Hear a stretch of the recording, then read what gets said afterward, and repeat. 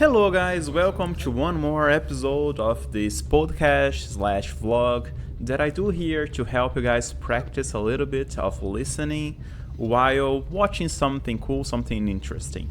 And on today's episode, I'm going to the house of a childhood friend to help him with some work there around the house, And right now I'm driving and my wife is recording for me the way until we get there. And as you can see, we live here in the farm. It's a nice style of living, and this day it rained a little bit, so you can see some puddles on the road. But the best thing about about living in the farm is that you have freedom. You can walk there if you want, and it's cool, it's refreshing. You can put your thoughts in place. That's a thing that I really like to do. Walk on this road that you guys are seeing here to organize my thoughts, my feelings. Do you guys like to walk too? Do you have a place that you like to do some exercises? Look, guys, on the top of this landscape, you can see some eucalyptus tree. One day I'm going to record a video talking about that.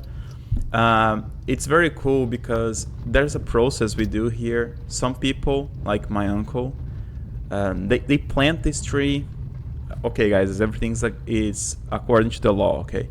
So he plant these trees, and after 4 years, I guess, they cut them to make coal, vegetable coal.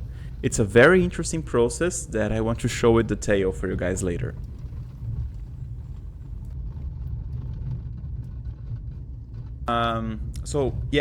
We are going there. We need to do some fence around the house. The house is very cool. The style of the architecture we have here in the farm, it's something completely different when you compare with the cities, right? With big cities. So it's kind of a cozy kind of architecture. Do you like this, guys? Do you like this kind of architecture of small cities? It's something completely different because the necessities we have here for the design of the house, it's different, right? When you compare with the necessities people from the city have. Can you see that wire on the sky? So that cable there, it's energy and also internet. It's crazy that in a landscape like this, in a place in the middle of nowhere, we have cable internet, and it's like a topic thing, right? Hardly ever we cross with someone on those roads, like that guy on a motorcycle. But when we do, it's a common thing to always say hello or give a honk. It's kind of a common courtesy, an unspoken law that everybody obeys. I said hi, but I had no idea who that person was. But that's common, mainly here in our region. So to the left, you can see an abandoned house. This house in the past was kind of a second house of the property, where people who worked in this huge property used to live with their families. So there was like the main house where the family who owns the property lived, and this small house to the side where people who worked there with their families used to live. A lot of banana trees, as you can see, delicious. This house belonged to a family that when I was young, we played a lot. So lots of memories in this place. I lived in a big city in the capital at the time, but during my vacations, I used to come here all the time to play. It was super funny because I used to come here with my bicycle or on foot, and on that house, there were like 8 dogs, German Shepherd, very dangerous. I mean, I thought it was dangerous. I'm not sure if they were really aggressive or anything, but in the mind of a kid, I really thought it was a real danger. So what I used to do was to when we got closer, I used to climb a tree, literally, and then I started to scream to the top of my lungs the name of the guy, of my friend. So he used to go there and kind of rescue me and my brother. So that's how I used to get there, even though they had like 8 dogs.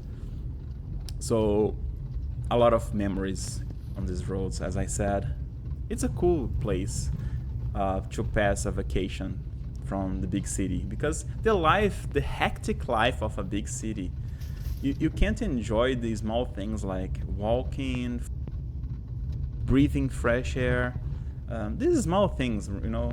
So when I used to come here on vacations, all these things became big things. Like just going on a walk to the house of my friend was an event.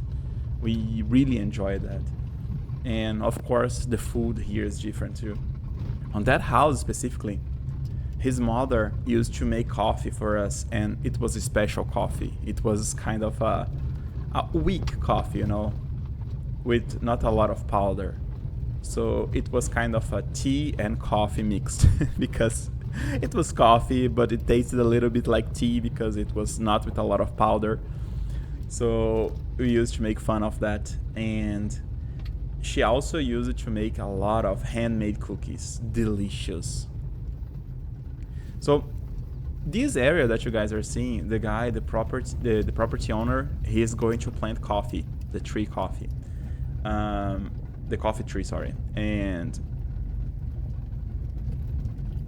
the other day we were going through the city and we passed here to get there, and we saw a deer.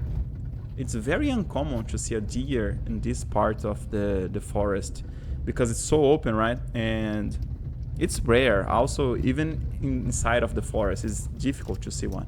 And then we saw a baby deer. I think he was looking for his mom, but he was not scared at all, you know. He was just chilling. It was a very cool sight. So this small road here, it's cool because you have forest on both sides, right? It's a good feeling passing inside. So this is already inside the property of my friend, so probably we won't see anybody here, but there is a thing on the road they are constructing that it's pretty cool. Usually when people have these big properties, they divide it with a fence, so they can put cows and control the flux of the cows between the small portions of the property. But here, beside of that, they are going to do something different, because when you put a fence and you have a road like this, you can't put a fence inside of the road, right? So they are going to do some kind of a cattle guard.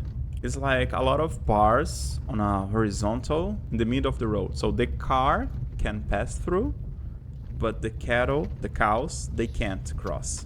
As you can see to the left there. So they are going to build that, so the cars are going to go on the top of that, and the cows can't because it has holes, it has space between the bars. So that's a cool strategy. People here do to separate the cows into different portions of the property. So guys, here's the fence. We are almost finishing. I didn't record the process because it's kind of boring, to be honest. And I was with my both hands really busy helping him doing this. But as you can see, we are putting this fence. It's not a fence to protect against anything, but more just for the chicken to stay away and maybe the dogs. So it's like just 1 meter high. It's not exactly about protection, but more about controlling, you know, the area. So the sun is almost setting. It's late now. It's around like 4 p.m., 5 p.m. and we are finishing this, guys. And I hope you guys liked the video and subscribe if you want to see more videos like this. Thank you, guys.